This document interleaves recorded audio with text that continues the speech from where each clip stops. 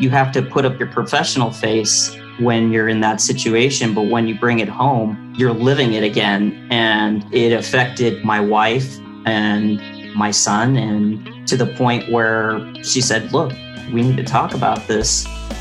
Welcome to Career Relaunch, the podcast dedicated to helping you reinvent your career.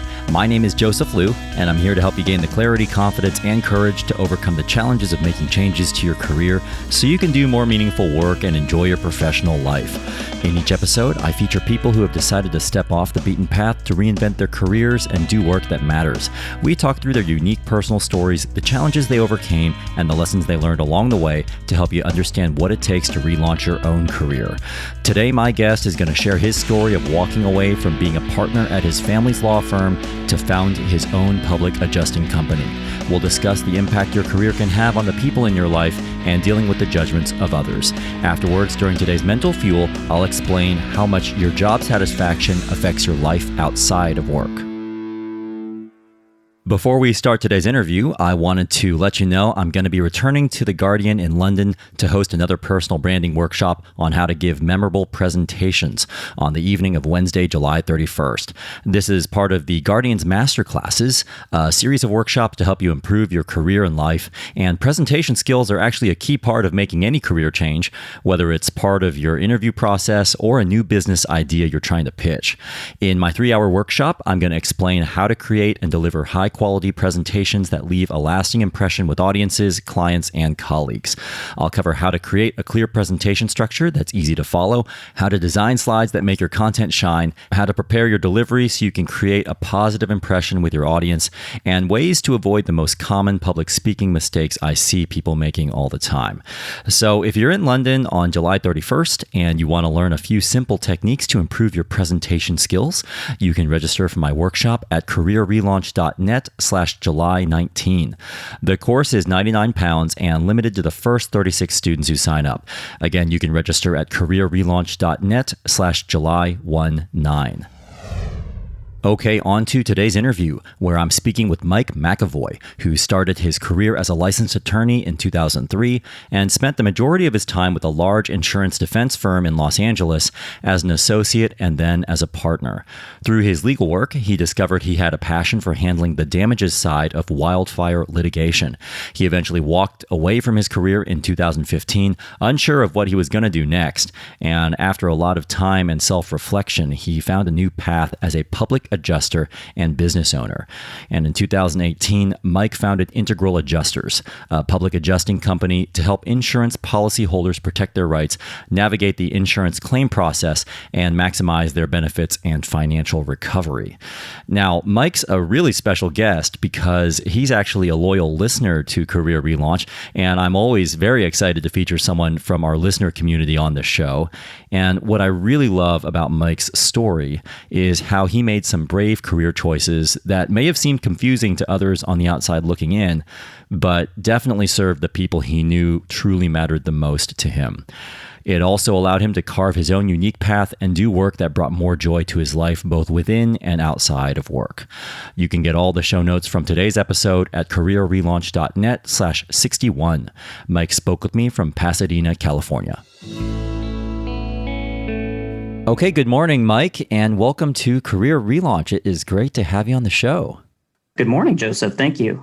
Okay, well, we are going to talk about a range of topics today, including the realities of being an attorney, the dynamics of turning down opportunities, and also a lot about family today, which I think is going to come up as a theme, especially the dynamics of being part of and leaving a family business and also the impact your own family has on your career choices. I was wondering if you could kick us off by just telling me what you're focused on right now in your career and life at this moment. Right now, I'm focused on my public adjusting business, which I started last year. Towards the end of the year, I formed the business Integral Adjusters and focused on public adjusting, which is advocating on behalf of policyholders in property damage claims to maximize their benefits from their insurance company.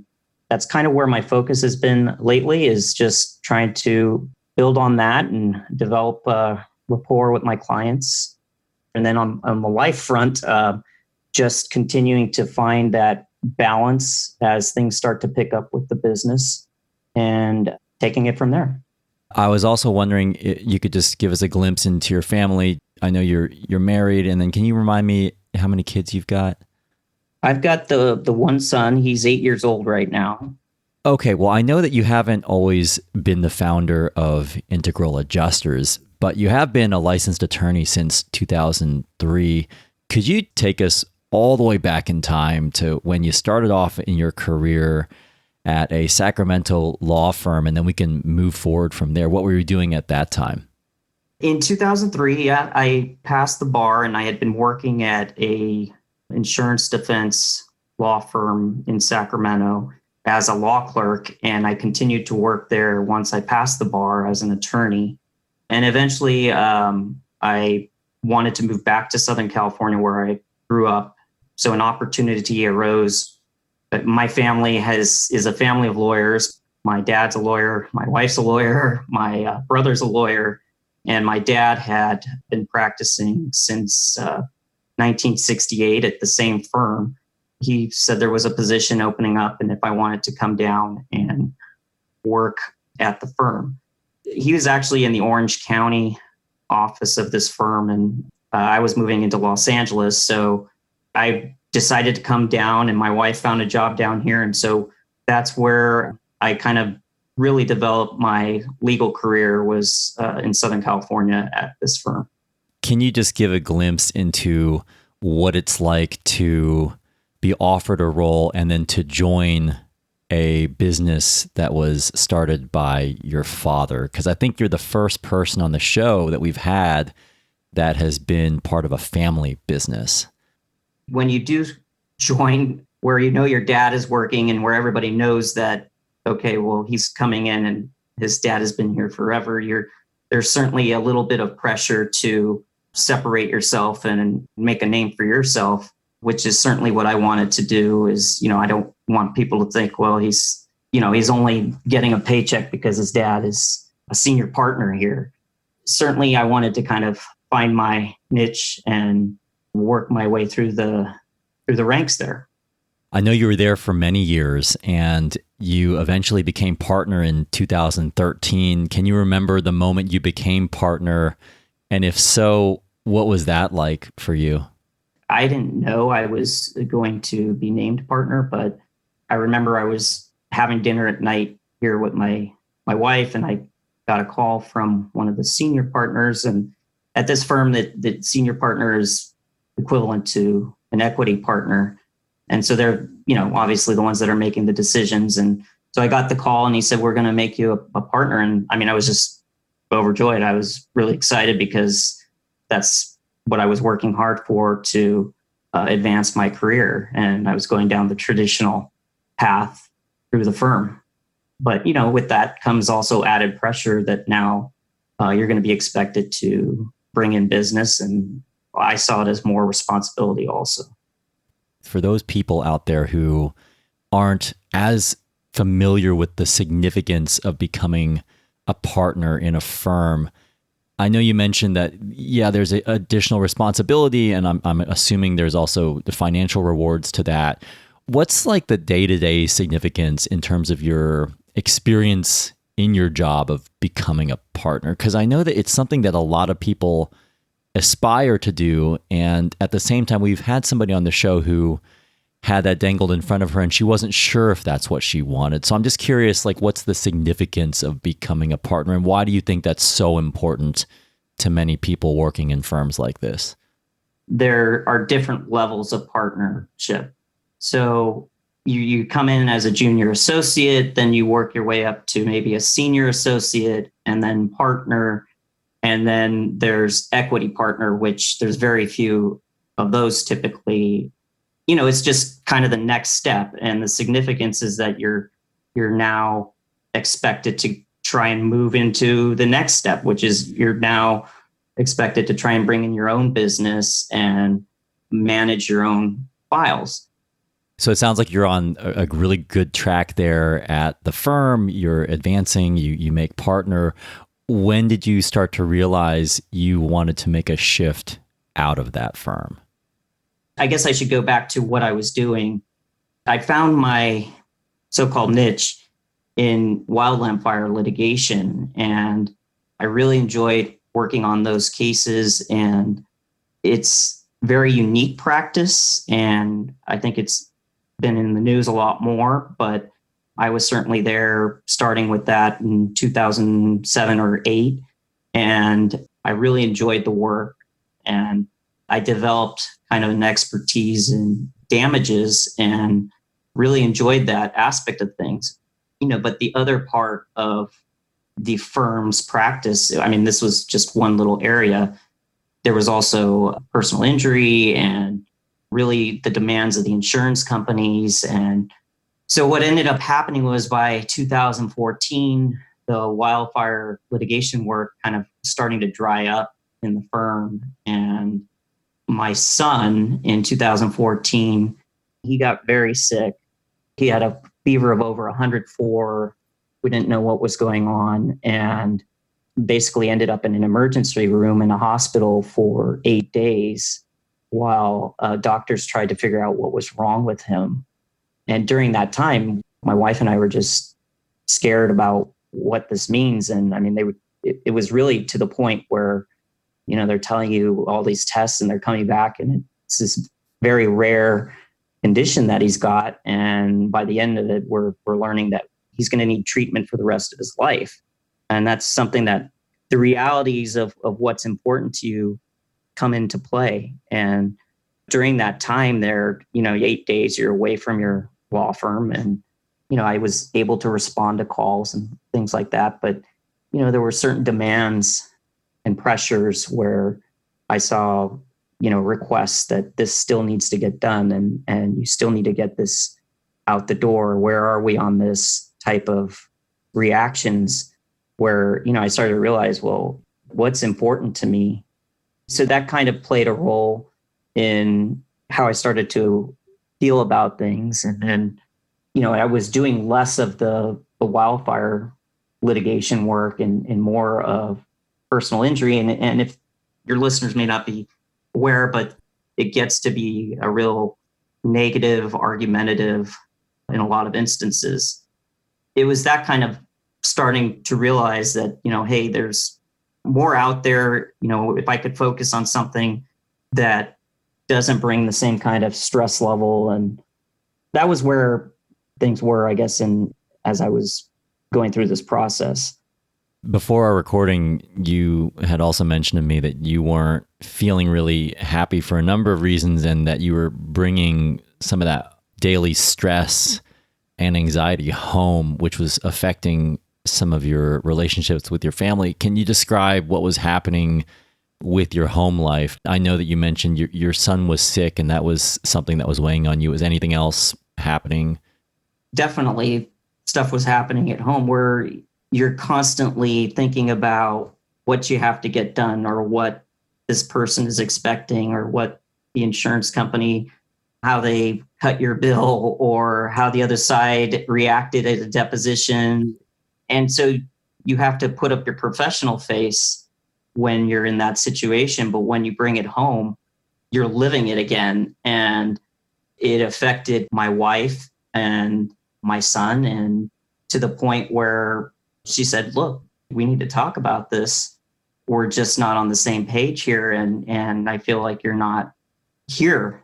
You're sitting here at the dinner table, but you're reactive and you're not present for our conversation. It was that kind of thing where you're just so consumed by what the daily routine at the office is handing you and what may have happened that you have to hold back on your emotions in the professional setting. So you just kind of bottle it up.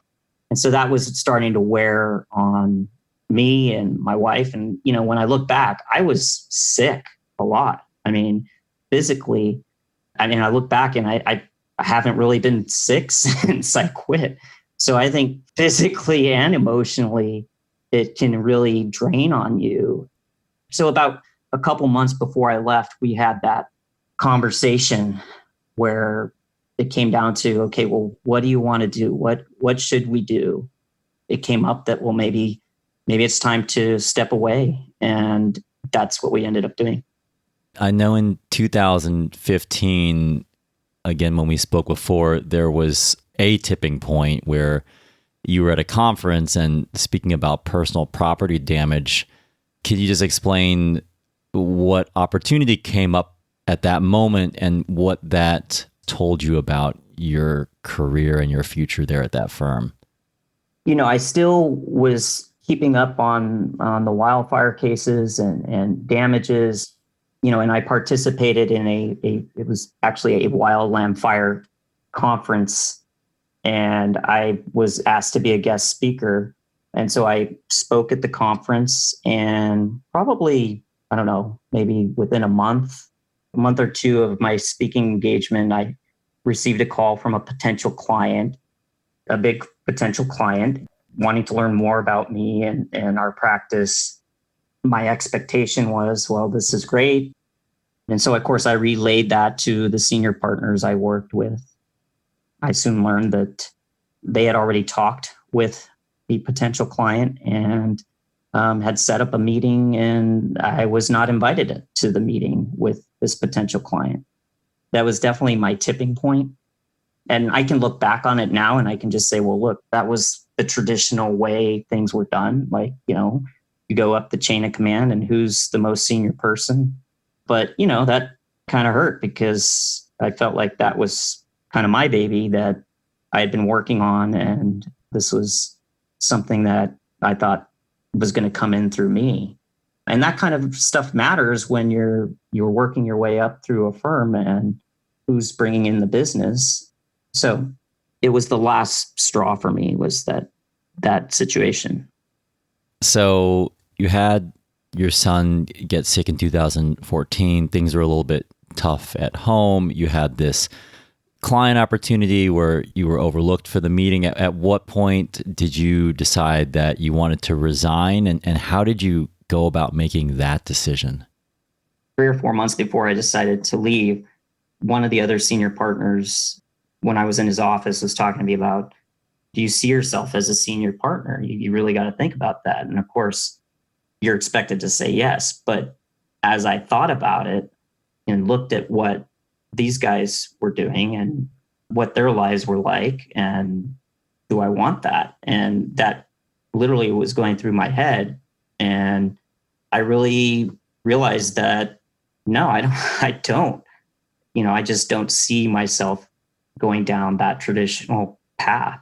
So my wife and I had the conversation. We realized we were going to have to make some changes to our spending habits, that it was going to be probably very difficult to make that decision, and how it was going to impact my family, especially my dad and my mom, and, who were a part of that firm for 40 plus years. So I didn't know how they were going to react. And I don't blame them. They did not want to see me leave the firm. And I think it was hard for them to understand that. I mean, that was the difficulty of going through that process. It felt good to make the decision, but then actually going through and giving your notice and then walking away, it was, okay, so now what? Yeah. But, because you spend so much time, energy, money on becoming an attorney and everything that entailed, and then to just kind of step away from it. And you realize that people are going to have different reactions to it. I mean, now my parents, I think even in the first couple months, they realized, okay, well, look, he's happier, and look at his relationship with our grandson and how things have really improved for them. Now they're really happy for me and what I'm doing with my business and where things have kind of led. That's really great to hear. I know that having gone through a couple resignations myself, and because we talk about the idea of resigning so much on this show, I really feel like resigning from your job, it's got to be one of the most, if not the most, emotional things that you do in your career. And it sounds like your parents, they eventually came around to the idea that this was Good for you. I'm actually really curious. Was there any sort of fallout after you resigned from your family's firm? It was so hard to talk about with them because I just knew they were not on board with it. At some point, they're your parents and they are looking out for your best interests. And they're from a more traditional, I mean, they didn't do that in their day. And my dad was with the same firm for 40 years. So I can now understand. I mean, looking back now, it's easy to understand why they felt that way. I mean, even with some of my friends, they couldn't understand it. They're like, well, what? Your wife's gonna be the only one earning, she's gonna be the breadwinner. What are you gonna be? Are you retiring? That kind of attitude where you're like, no, dude, come on. I'm not retiring for the good of my own well-being and my family's well-being. That's why I did it. Yeah.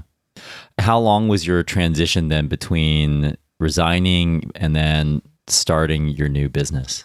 It felt like a long transition. And I think initially it was really just about getting away from it and just focusing on something different. During that first year, it was really about being there for my son, picking him up from school, taking him to go play. And what was that like for you to be able to be there for him? It was really great. And I mean, I will always appreciate that initial time. And I don't know, it just opened up my eyes to so many different things when you step away and you really just kind of focus on, well, what's going to make me happy right now? So being there for my son, getting to go to, his field trips or participating in his school activities with him. He was only in kindergarten at the time. I think that really helped us bond and build our relationship. And then at the same time, people would ask me, well, what are you doing today? What do you do? Like, and that was always one of the questions that people would kind of, how can you be at home? Like, what are you doing? Well, there's lots of things you could do. You go and, pick up a book or go down to the library. I would go to the library and just, I ended up reading a really good book, which for your listeners, I found was helpful. It's called What Color Is Your Parachute? Oh yeah, I've read that. Yeah, that was an excellent read. I didn't necessarily get through every part of the book or, do every exercise, but I thought it was really helpful just to kind of narrow down the things that matter to you, the exercises of what was important in this job, who were the people you liked working with, those types of questions that you don't normally think about or spend the time to think about, which helped me kind of start to feel where my interests were. I mean, early on, I was thinking like, well, maybe I should become a teacher, or, everything starts coming into your head. I took meteorology in college and I really enjoyed watching the Weather Channel, which everybody thought I was a weather nerd, and what a dork for doing that. But everything is on the table. But it really kind of developed organically where it was, okay, I like doing the damages. I like helping people. I like analyzing things, using my critical thinking skills and organizing information. That's when I started to look at being a public adjuster, and what that involved was getting licensed, taking a test, applying. And so that's eventually where I ended up going. But before I did that, I talked to people, which I think is important, is to reach out to people you either know who are connected to something that you're interested in. And so that's what I started doing, was reaching out to colleagues, friends, other experts in different fields that I had worked with. And you start to build a network. You can find people who are going to be supportive and kind of point you down a path, to help you. So it sounds like there was some real upside to having a little bit of time and space to step away from your work, because it gave you a lot of opportunity to gain some clarity on what you wanted to do. Was there anything that was especially tough or challenging about the transition? I think early on, that was when it was the toughest. It was the transition from your identity as a lawyer or as your profession to now that isn't there. And I think for me, I was so consumed with it that that's who I was. I was a lawyer, and this is what you do. You work late hours, you work long billable hours, you're stressed. That's just the way it is. And stepping away from that, you realize there's a whole other world out there. So, but initially it was you're, walking the dog and you bump into somebody, and it's, why aren't you at work? Or what's what's going on? Yeah, I think you said you bumped into your mom's friend or something, right? When you were Yeah. So dog. yeah, it was probably 2 or 3 months into my transition or, walking away. And I just ran into her in town, and I was like, it seems silly now, but she said, "Oh, what are you doing here?" And I said, "Oh, I'm just hanging out, where I don't know why I said that. I was going to lunch with somebody, but it was just, at least for me, that was one of the things that I had to get over, was being concerned what other people think, and just moving on and kind of seeing the bigger picture, that there's more to life than just this career." Yeah, I think that sometimes people struggle with what to do with people who have a little bit of idle time, or who aren't fitting into the traditional 9 to 5 or 9 to 6 or 9 to whatever work lifestyle. I thought it was interesting what you were mentioning before about spending some time with your son. I think when you and I spoke before, I mentioned to you that I look after my daughter, who's about 17 months old, on Tuesdays. And I'll go to events with her, or like music class with her. And I've actually been asked by, they're mostly mothers at these events, who I think are trying to figure out what I'm doing there, or how is it that I'm there? They're just not quite sure what to make of me. I think maybe people are a little bit confused when they see others who are not working. So you mentioned big picture, Mike, and I'd love to just wrap up by talking about some of the things that you've learned along the way of your career path. And the first thing I'm curious about, because I know you're now running your own company, what are some of the things you're able to do now that you weren't able to do before? Yeah, what I have more of right now is being able to continue to work on this business, but at the same time, having that balance to be there for my son and pick him up from school and take him golfing, or take him to, play at the park. That for me is really important. I've found that really is important. I want to maintain that.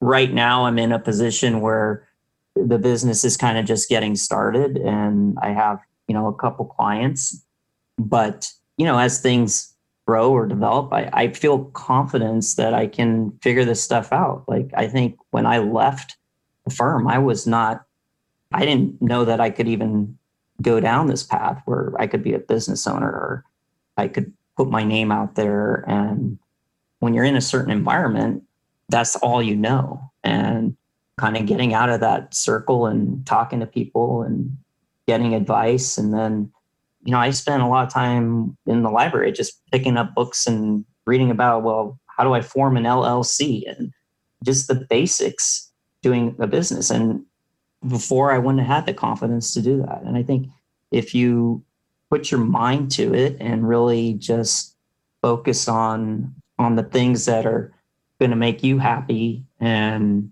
I was very lucky with having my wife work, and a lot of people are in a position where I could step away as long as I did to kind of figure my own path out.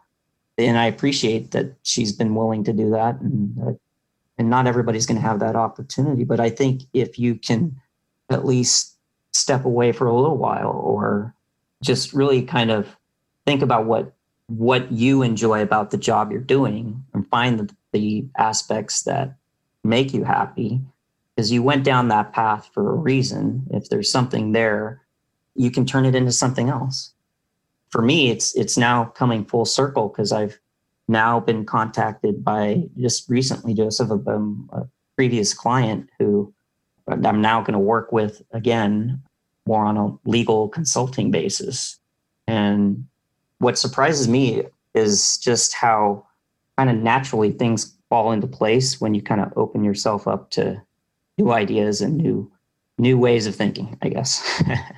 When you look back on this whole journey of starting off in a family business and then leaving that business behind, having a lengthy transition, starting your own business, what's something that you wished you had known that you now know? I guess it was the people questioning your decision. I think I wish I could tell myself, don't take it so personally, because that's what can hurt, is when you don't have the support from people you might expect it from. I'm able to now say, well, there was a reason for that. This was the firm that allowed my family to become successful, and my dad and mom to have the lives that they had. And of course, they're going to think this is a crazy move on my part to just leave. You have to take everything in perspective and be aware that the people that are maybe questioning the decision, they've got a different background, or they've got a reason for feeling that way. That would be my one. I wish I had known that, because I think it would have made for a little bit easier transition. Yeah, that makes a lot of sense. I mean, it's so hard to just completely dismiss the views and opinions of people who matter to you. I've just found it to be easier said than done. But that, yeah, if you can do it, it definitely allows you to move forward with a little bit less suffering, I think. So, yeah. Yeah, that's a good way of putting it. Yeah. Final question for you. Having been through this career transition, what's one thing that you've learned about yourself? Being unhappy in my job was preventing me from enjoying everything else. It's really important to focus on really what brings you happiness or joy, I guess. I mean, not everybody can do that, but I think that that's important to me. I think that's a really great way to leave our discussion today, because I do think that it is important to do work that does bring you joy, and that it really does have an impact on the rest of your life. So by trying to find work that you find more meaningful, it actually does a service to the rest of your life too. So with that in mind, it sounds like you are enjoying the new chapter in your career with the work that you're doing there in public adjusting. Where can people go if they want to learn more about the public adjusting company that you founded and the work that you're doing right now? They can go to integraladjusters.com, or they can find me on LinkedIn. All right, Mike. Well, thank you so much for telling us more about your former life as an attorney and some of the motivations behind your transitions, and most of all, how you found your way. So I appreciate you sharing all the personal details along the way, and just wanted to wish you the best of luck with your work there at Integral Adjusters. Thanks a lot, Joseph. So I hope you enjoyed hearing Mike's thoughts on the challenges of walking away from a family business, making time for those who matter in your life, and following a path that makes you truly happy.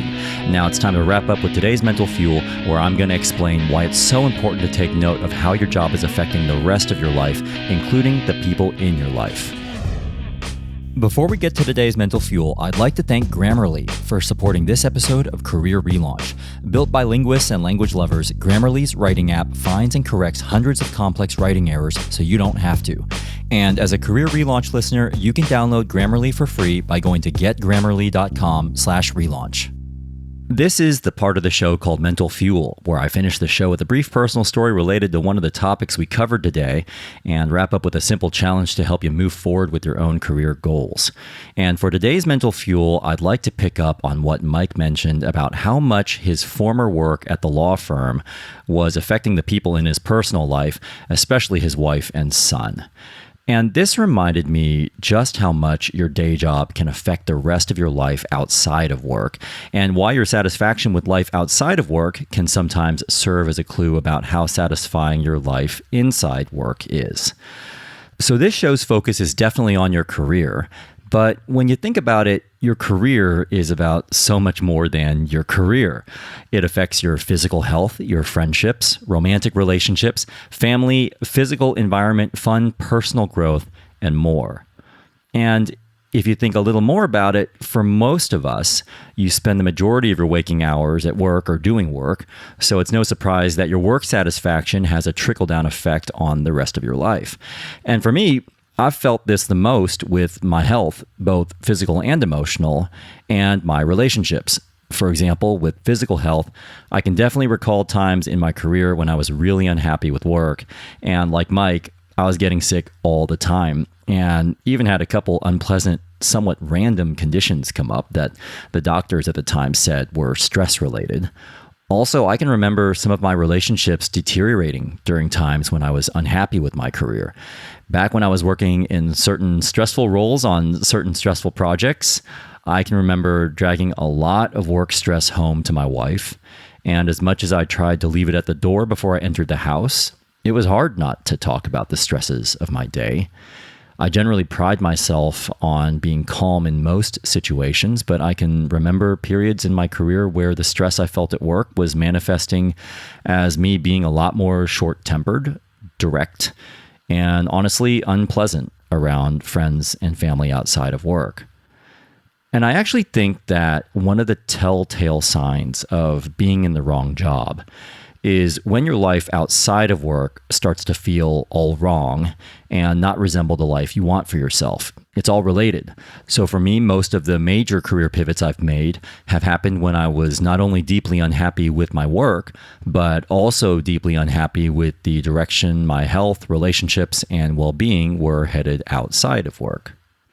So I know we devote a lot of this show to having you ask yourself what you want from your job and what you want from your work and your career. I'd like you to take a moment and ask yourself what impact your work is having on the important people in your life outside of work. Ultimately, and ironically, part of deciding what sort of work you want to be doing is about deciding what sort of life you want outside of work, because you really can't separate or fully compartmentalize the two. If you're unhappy with your work, you can bet your family and friends can feel that. You can bet your body is bearing the brunt of it in ways you may not fully understand right now or only see hints of right now. And you can bet your long-term well-being is also taking a hit. And all these things, in turn, affect your ability to bring your best self to your work.